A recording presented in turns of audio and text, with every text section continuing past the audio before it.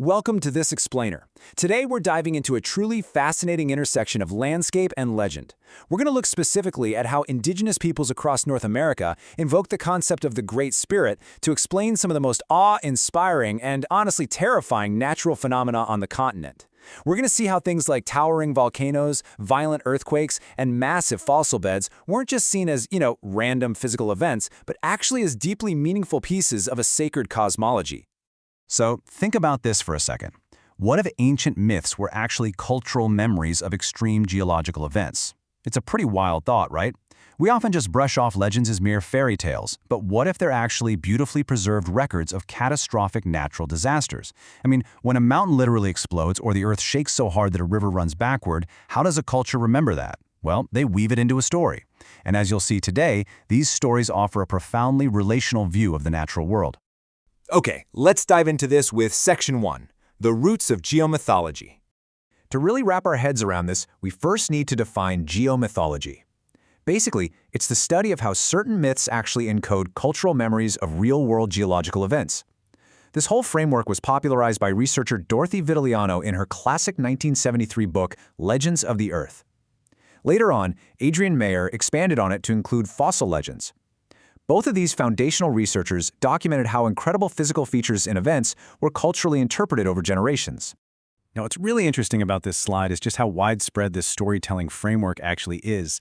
You can see these markers scattered right across the entire North American continent, from the Pacific Northwest down to the Southwest, across the Great Plains, and all the way to the East Coast. The concept of a high sacred power was continuously linked to massive geological transformations.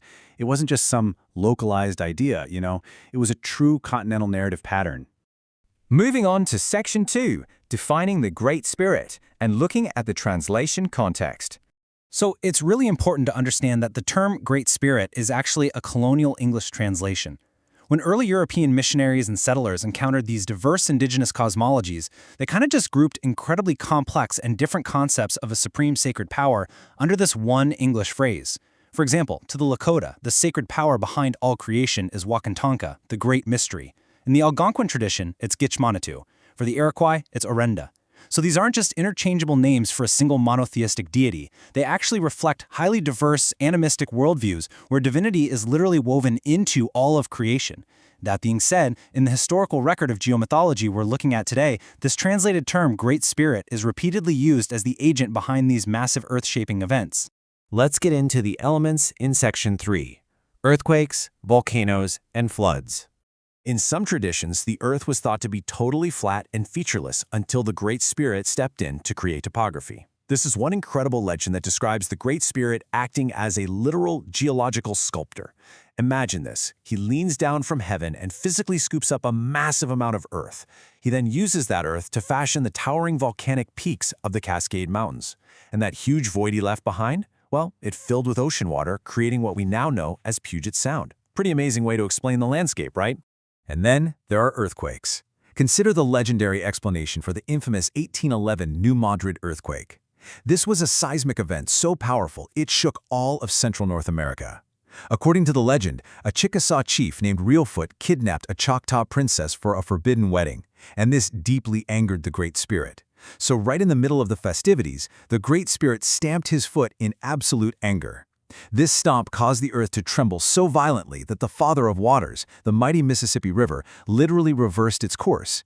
It flowed overland to drown the wedding party and wound up creating a brand new lake. Flooding is another major category here. Geologically, we know that as the Ice Ages waned, massive glacial ice dams broke, unleashing these catastrophic meltwater floods that carved out places like the Scablands in Washington state. But contrast that geological reality with the cultural memory found even in the super-arid Southwest. According to a myth from the Papago people of Arizona, the first world was actually destroyed by a massive flood. A hero named Montezuma, who was warned by Coyote, survived in a boat. After those floodwaters finally receded, it was the Great Spirit who stepped in to recreate humans and animals anew to populate the second world. That brings us to Section 4: monsters in the earth. And this brilliantly illustrates what happened at Big Bone Lick in Kentucky, which is often considered the birthplace of American paleontology. Indigenous peoples found the massive bones of ancient mastodons and giant bison there. So what was the cultural explanation?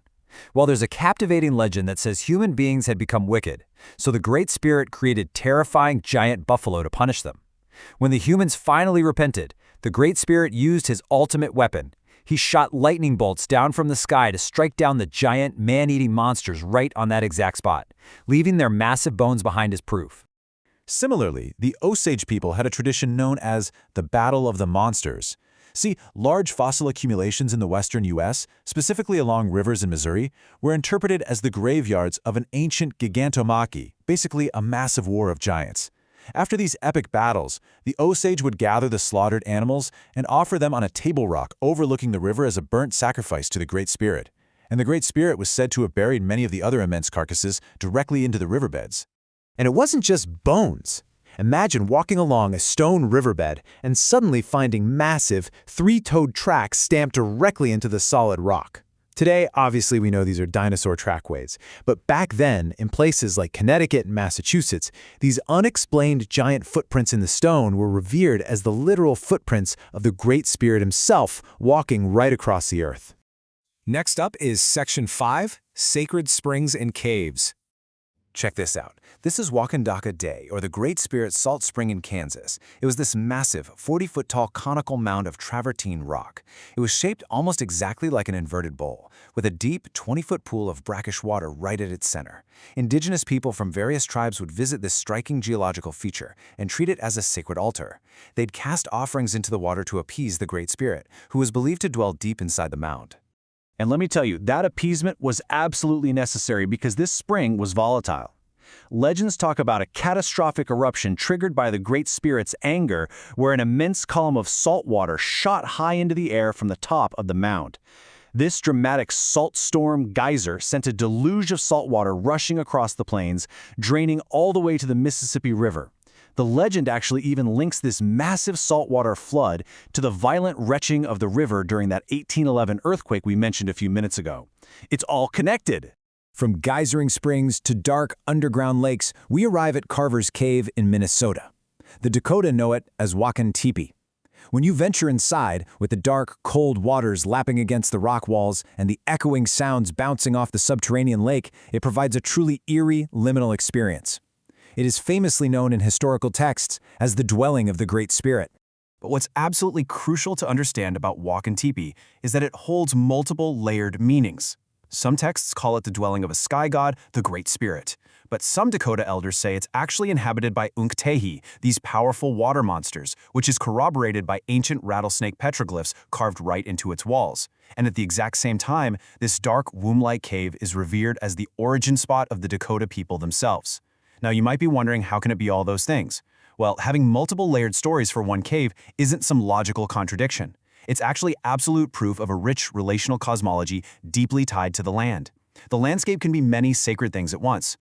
Let's move to 7 and see how this builds into Section 6, a living geoheritage.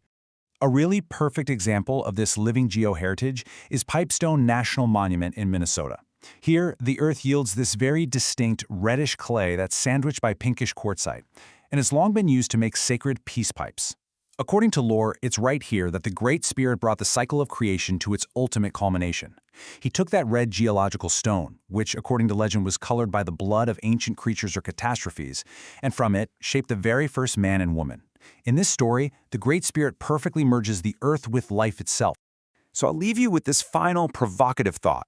Does understanding the landscape through this ancient lens change how we see the natural features in our own backyard? Think about it.